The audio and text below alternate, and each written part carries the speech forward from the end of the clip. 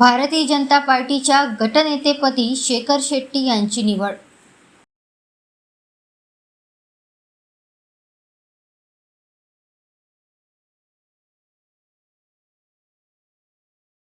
भारतीय जनता पार्टीच्या वतीने 24 नगरसेवकांच्या अधिकृत गटाची स्थापना करण्यात आली असून शेखर शेट्टी यांची गटनेतेपदी निवड करण्यात आली आहे।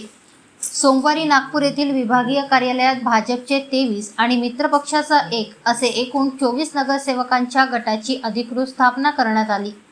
गटनेतेपदी इंडस्ट्रियल प्रभागातून विजयी झालेले शेखर शेट्टी यांच्या नावाची शिफारस करण्यात आली होती। या नावाला मुख्यमंत्री देवेंद्र फडणवीस तसेच प्रदेश नेतृत्वाने सहमती दर्शवत शेखर शेट्टी यांच्या गटनेतेपदाची अधिकृत घोषणा केली।